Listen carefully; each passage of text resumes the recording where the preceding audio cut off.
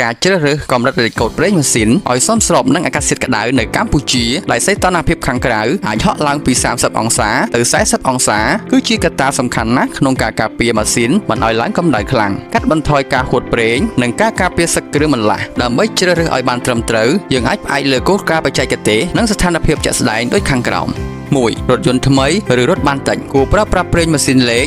020ឬក៏530ដោយសារតែម៉ាស៊ីនថ្មីមានចន្លោះឃ្លាតគ្រឿងបន្លាស់តូចៗចង្អៀតប្រេងរាវជួយឲ្យប្រេងរត់សក់បានលឿនសន្សំសំចៃសាំងនិងមិនធ្វើឲ្យស្ទះប្រព័ន្ធ spur up 2រថយន្តប្រើប្រាស់ទូទៅគួរប្រើប្រាស់ប្រេងម៉ាស៊ីនលេខ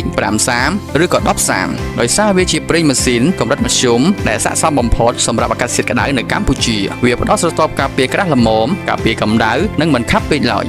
3រថយន្តចាស់ឬរថច្រើនគួរប្រើប្រាស់ប្រេងម៉ាស៊ីនលេខ10ខ្សែឬក៏15ខ្សែដោយសារគ្រឿងបន្លាស់ខាងក្នុងចាប់ផ្ដើមមានកម្លាតដោយសារតែការសឹកប្រេងខាប់ជួយបំពេញចន្លោះសឹកកាត់បន្ថយសំឡេងលាន់ជួយទប់ស្កាត់ការជ្រាបនិងការឆេះស៊ីប្រេងម៉ាស៊ីន4រថយន្តដឹកធ្ងន់ឬក៏ឡាន pick up គួរប្រើប្រាស់ប្រេងម៉ាស៊ីនលេខ10ខ្សែឬក៏15ខ្សែដោយសារម៉ាស៊ីនចាក់ប្រេងម៉ាស៊ូតនិងការដឹកធ្ងន់បង្កើតកម្ដៅនិងសម្ពាធខ្លាំងប្រេងខាប់ជួយរក្សាស្រទាប់ប្រេងមិនឲ្យប្រេះស្រុតពេលជួបបន្ទុកធ្ងន់